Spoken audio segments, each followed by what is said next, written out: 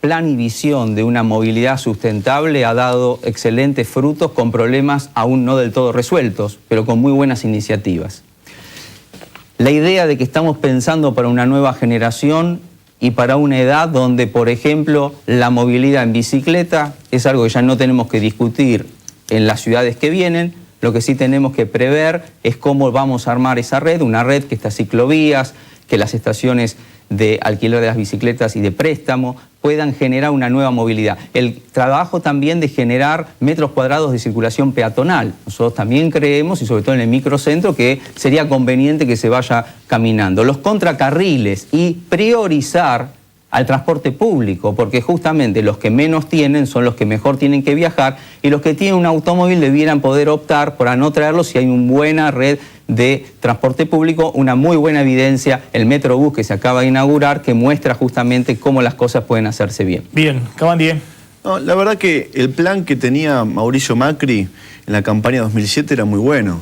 Él dijo que había que hacer 40 kilómetros de subtes. La verdad que si hoy analizamos, después de 3 años y medio de gestión, solamente tenemos 1 kilómetro, 300 metros de ampliación de las líneas de subte. Ese es el camino. Indudablemente hay que alentar el uso de las bicicletas, pero el uso de las bicicletas o las ciclovías no pueden ser un hecho aislado. Tiene que ser un trabajo integral. Al unísono de la creación de algunas ciclovías hay que construir subtes y también el cambio de manos, pero también hay que hacer los estacionamientos subterráneos en estaciones terminales para que cada vecino de los barrios más alejados o los que ingresan, el 1.300.000 autos que ingresan diariamente los días hábiles a la ciudad de Buenos Aires, puedan dejar su auto en esos estacionamientos subterráneos, que son 21, fue votado por ley, y solamente están construyendo 2 y los 2 no están terminados. Y no están en los lugares terminales, están en Barrio Norte. Estamos en el tiempo. Entonces hay que hacer un trabajo integral para reordenar el transporte. Eso es lo que pensamos con Filmus y Tomada. Berman. Justamente con Filmus, Ibarra, Tomada y Cerruti está claro que cuando se hicieron subtes se hicieron 3 veces menos de lo que ya está hecho, de lo que ya está inaugurado, de lo que está licitado, de lo que se va a inaugurar, pero fundamentalmente sin eludir el problema que vos planteás, que si en el cálculo de los kilómetros que había que hacer, en principio pongámonos de acuerdo que lo que está hecho es mucho más de lo que se hizo antes, pero la pregunta de los avales es muy importante porque hay que endeudarse. Hay que endeudarse para un plan sustentable de subterráneos con el costo que tiene, visionándolo a 10 o 20 años, una red integral para la ciudad. Pero si el gobierno nacional, que lo único que tenía que hacer, el kirchnerismo que vos representás y que ahora estás diciendo que hay que buscar las alternativas, no quiso firmar ni los avales, ni siquiera los avales para pedir los créditos a organizaciones internacionales, diciendo, como bien vos lo decías también ayer, que 3 estaciones el gobierno nacional la hizo. Entonces me parece perfecto que el gobierno nacional haga algunas, que el gobierno de la ciudad haga otras, pero que entre todos resolvamos el problema que tenemos, que todos podamos movilizarnos sin que nos corten ni las calles, ni nos tardemos toda la vida para ir a trabajar o estudiar. Cierra en este caso Cabandier. Sí, la verdad que la ciudad se endeudó para construir subtes. En el año 2010 nos endeudamos en 475 millones de dólares. 300 millones de dólares eran para la ampliación de subterráneos. Lo votamos, nos endeudamos, a una tasa altísima incluso, 12,5%, la tasa más cara del país en ese momento, con una comisión del 2% que no sabemos quién se la llevó. Ahora, lo cierto es que esos 300 millones de dólares no lo pudimos utilizar, el Ejecutivo, el gobierno de Macri, y lo padecimos los vecinos. No se pudieron ejecutar los 300 millones de dólares porque el gobierno de Macri no tenía preparadas las licitaciones. Entonces, las excusas ya las escuchamos desde el año 2007. Nosotros, con Filmus y Tomada, venimos a solucionar los problemas y sabemos que lo podemos hacer.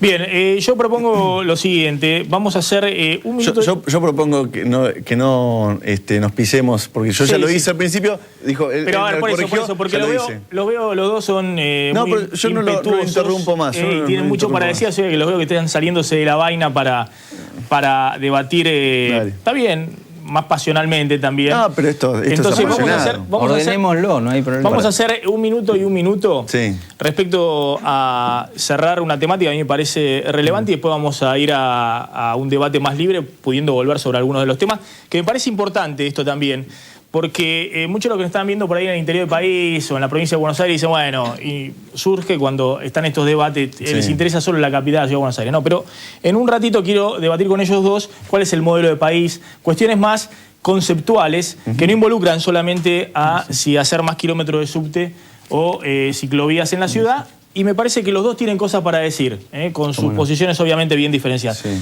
A ver, minuto final para cada uno respecto a qué se hace con el presupuesto de la Ciudad de Buenos Aires. ¿Qué áreas habría que reasignar para priorizar salud y educación? En este caso empieza Cabandier y cierra Berman. Bueno, los presupuestos que hay que fomentar y aumentar en virtud de las dificultades que tiene la ciudad. Hoy la ciudad tiene dos grandes grupos de dificultades. Una es el área social y otra podríamos decir que es la cotidianeidad del vecino y el que transita en la Ciudad de Buenos Aires, que también tiene derechos el que transita en la Ciudad de Buenos Aires. Y de ninguna manera hay que discriminarlo, porque muchas veces se lo discriminó, diciendo que ocupaban los hospitales porteños, etc. Lo cierto es que hay que fomentar y tenemos que construir un escenario legislativo donde podamos aumentar más presupuesto para educación, y sobre todo para obras en educación. Necesitamos aproximadamente, nosotros es el horizonte que planteamos con Filmus y Tomada, 20 jardines, es decir, antes se decía jardines, hoy son edificios escolares para la educación inicial. 10 edificios escolares para todas las áreas y 5 edificios escolares específicamente para el área primaria. Aumentar el presupuesto de la infraestructura hospitalaria, porque los 33 hospitales hoy están realmente en un estado escandaloso, pero también reducir los presupuestos o poner el Estado como un lugar donde pueda decirle a las empresas que levantan las basuras de la Ciudad de Buenos Aires que la levanten bien, que la ciudad está más sucia que nunca. Estamos con el tiempo. Y por otro lado es el transporte, ¿no? Ampliación de subtes, ¿no? Berman. Sí, yo diría que inclusive sobre este punto ya con Juan compartimos un compromiso. Me parece que estas prioridades son convergentes. Creo que lo que pasó lo tenemos que tomar para transformar. Claramente hay que explicar de que Filmus y Barra, también digamos Tomada, dejaron un desastre en la infraestructura escolar que con vos comparto que hay que invertir. Se invirtió ahora una cantidad importante, ahora vamos a discutir cuántas y cómo, pero no hay ninguna duda que eso hay que ponerlo como una prioridad. Hay que avanzar en educación, de la infraestructura al tema de los contenidos y la calidad educativa. Me parece que también en términos del presupuesto hay que reconocer que 2 de cada 3 pesos están dedicados a la asistencia y a la acción social. Eso es muy importante y es muy relevante, pero hay temas que vamos a retomar ahora seguramente sobre temas más de fondo, que tenemos que tener posiciones claras, que nosotros no compartimos, tanto el kirchnerismo y vos, Juan, respecto al tema de la primera pregunta: ¿qué hacemos con los que usurpan y ocupan? ¿Qué hacemos con los que cortan las calles? ¿Qué hacemos con los que toman las escuelas? Ahí tenemos claras diferencias y ahora tenemos que buscar la convergencia para resolverlo. Bien, vamos a hacer ahora 10 minutos libres. Yo voy distribuyendo el tiempo. Lo que pido es que a este conductor no lo dejen pintado en este caso, sino que respeten. No vamos a cortar el micrófono, esas cosas que se hacen. En este caso, entre nosotros, eso no va a hacer falta. Tenemos diferencias, pero no en esas. A ver, ¿cuál es el modelo de país que imagina, que sueña, que añora cada uno? No sé quién quiere empezar. Juan, que lo tiene claramente definido y programado. A ver, Juan Cabandier. Muy bien. La verdad que nosotros pensamos en un modelo de país que se siga profundizando lo que ha iniciado en el 2003 nuestro proyecto político. Es decir, hay 3 ejes centrales, que son la ampliación de derechos, la inclusión social y la distribución del ingreso. Esos son 3 pilares necesarios para la convivencia en una sociedad. La política, tiene que servir justamente para poder trabajar sobre las problemáticas de la sociedad. Y la política tiene que asumir esos compromisos. Cuando un gobernante no asume esos compromisos, digamos, no se sabe bien para qué está. No hay que excusarse con nada. Nosotros llegamos a un país destrozado, donde había 50% de personas, acá pueden dialogar, habitantes bajo la línea de pobreza. ¿Vas a avisar vos o no, pueden dialogar. Yo en todo caso voy a moderar que sea más o menos equitativo, pero pueden incluso dialogar. Digo, el Como gobierno... si sentara en una charla de café el modelo de país que quiere Cabandier y el que Y el gobierno, quiere el modelo de país es ese, donde puede haber más trabajo, más inclusión social, buena calidad de educación, buena calidad en el área de la salud. Ese es el modelo. En términos... en todo eso, Macri disminuyó los presupuestos, vetó leyes, tiene 72 bueno, leyes ahora se pone vetadas. interesante, claro, porque el concepto inicial del concepto lo compartimos. Te diría, no hay absolutamente nada en esos conceptos que vos planteás que yo no pueda suscribir. ¿Cómo se implementan? Es el abismo que nos separa. Yo tengo una visión de un país que salga del autoritarismo. Porque cuando todo está concentrado de manera hegemónica en un único poder, que es el Ejecutivo, estamos en problemas porque aún haciendo cosas buenas, y yo lo quiero decir con toda claridad, no está todo mal hecho. Y no hay que cambiar todo lo contrario, lo que está bien hecho hay que afirmarlo, hay que sostenerlo y hay que continuarlo.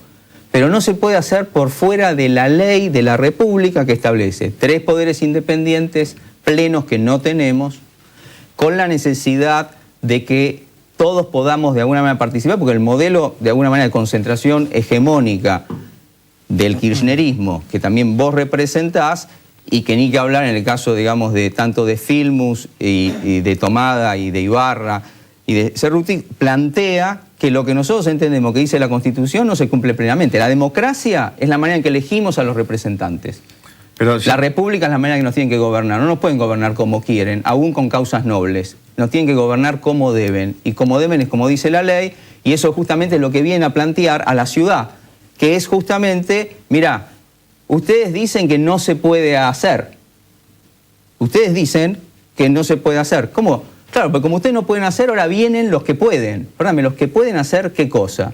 Imponernos todo, desde la fuerza, desde la concentración del poder, desde la caja. No, nosotros decimos de ninguna manera, queremos la ciudad autónoma. ¿Te puedo hacer una pregunta? Sí, claro.